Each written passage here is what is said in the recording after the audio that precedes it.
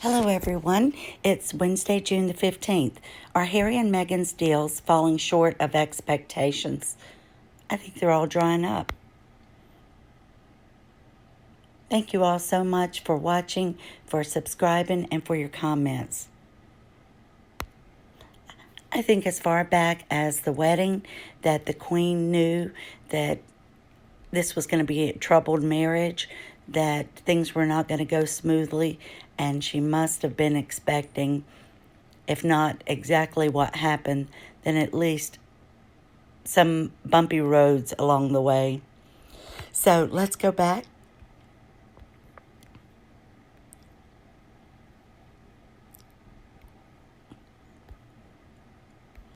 Sorry. Meghan Markle is elegant in business attire as she visits Amsterdam nonprofit. And this is dated June 13th.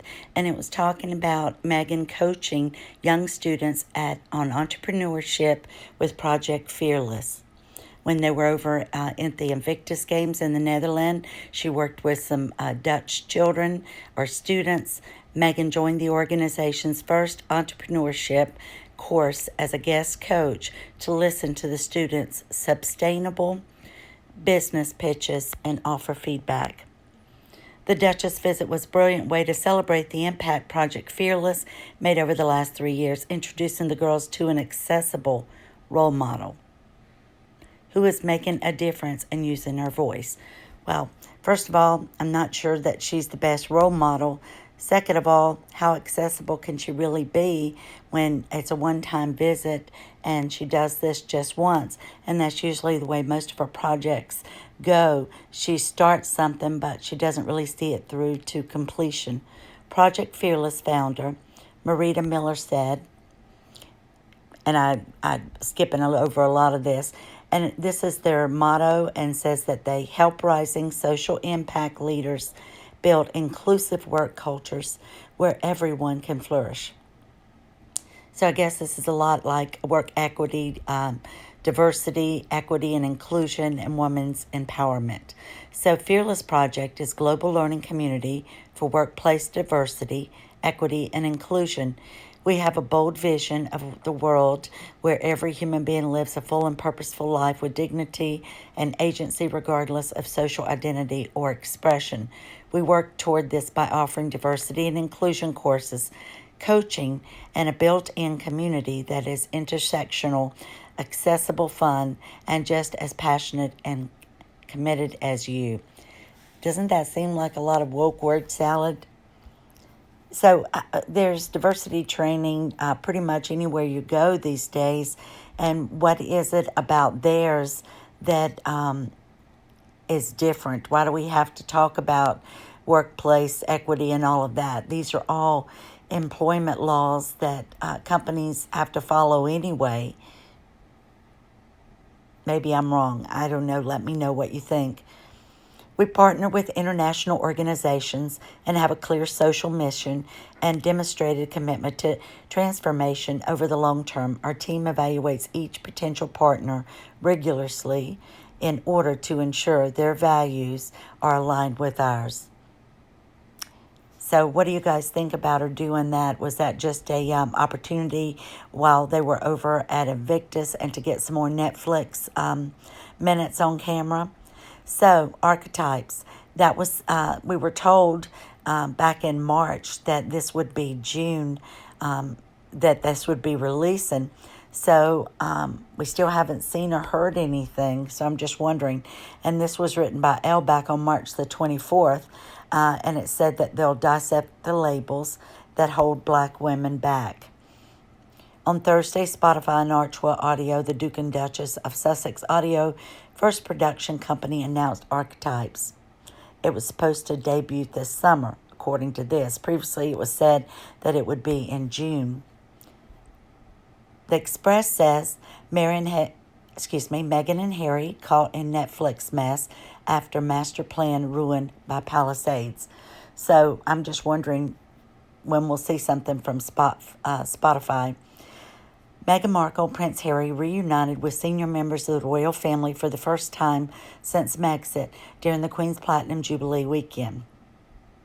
So it says that The royal expert Russell Myers claimed that officials were absolutely against images amid claims the Duke and Duchess of Sussex are working on a Netflix documentary. Speaking to Today, Mr. Myers said the Queen did get to meet her great-granddaughter, Lilibet.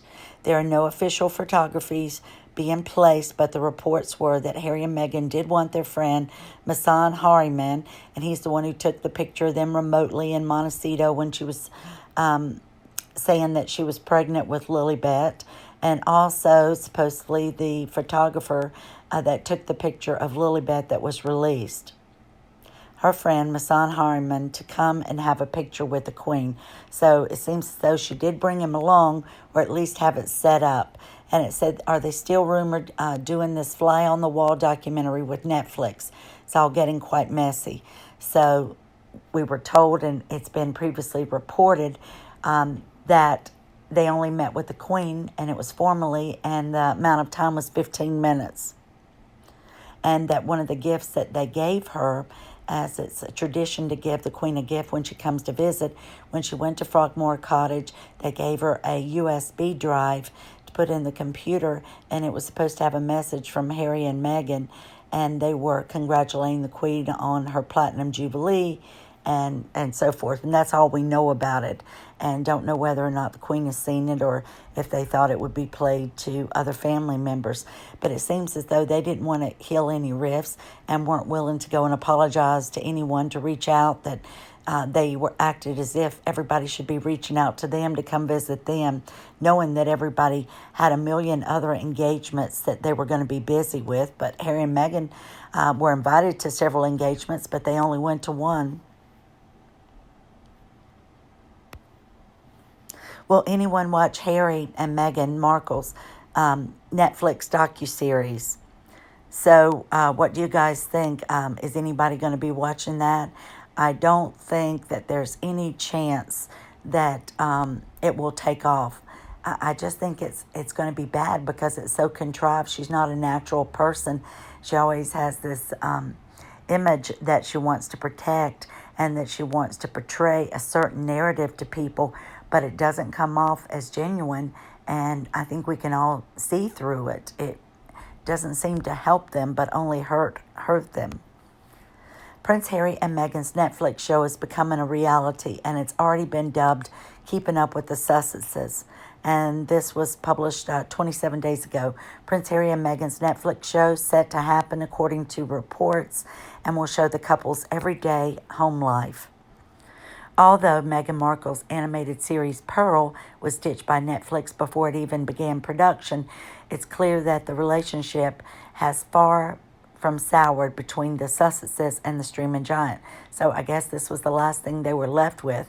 Prince Harry and Meghan Markle's Netflix documentary, Heart of Invictus, I thought that was Harry's, but I guess Meghan wanted to be a part of it, which followed the Invictus Games, is already in production. However, it may be eclipsed by this At Home with the Duke and Duchess of Sussex style show, according to page 6. Just when you thought the news that Prince Harry is to release an accurate and wholly thoughtful royal memoir wasn't enough of a break from protocol, this news may well smash it all together. So we've been told that the book that was coming out in the end of summer is now going to be sometime during the autumn, and it's so that Harry can, it's been sent back to him 2 times, it's been reported, and allegedly he's been told that, it needs more meat on the bones, so to speak, so they don't feel that it's enough to be a good seller, and especially when they're willing to pay them an exorbitant amount of money, they've got to be able to recoup and not take a loss on it. So it comes down to a business decision. So no, Prince Harry's memoir will not be a burn book on the royal family, according to the royal expert. So they just go on to talk about how he's not going to do anything, to say anything disparaging about the Queen. Of course not, because he knows that is the softest way in to get what he needs. But I think he's been surprised to find out that that's no longer working for them. And if attending the Thanksgiving service at the church and the seating arrangements wasn't enough of an indication to him, then he's slower to catch on than we think. So, what do you guys think? I do think they're falling short of their expectations. I think that the Spotify is just going to be lost. I don't think she'll go back and do anything with the Fearless Project anymore. I think that'll be a one-off, and we won't hear anything more about it. What do you guys think about the Netflix At Home Keeping Up with the Sussexes show? And what about their deal with Netflix? Do you think it's in jeopardy? I certainly do. And I think that if Heart of Invictus doesn't take off, then it's going to hurt their chances of anything else being accepted by them. And especially when Harry and Meghan want to go woke, and I think people are waking up to wokeness, and they're realizing what it's all about and how it's changing the way we perceive things and gets us further away from what's real, and wanting to talk about and keep diversity and use it in a decisive way, and to talk about, being binary, not being a man or a woman or a boy or a girl, and being able to choose that. I just think that they're steering so far away from conservative values that if you're a liberal, you might not find it so shocking. But if you're a conservative, such as myself, then I just find that what they believe is not good. Like they're wanting us to accept things that are beyond the norm, and I don't really believe in that, but everybody else may feel different, and certainly disagree if you feel differently. But so let me know in the comments what you think, and I'll see you guys really soon. Have a great day, everyone. And thank you so much for watching. Don't forget to like and share.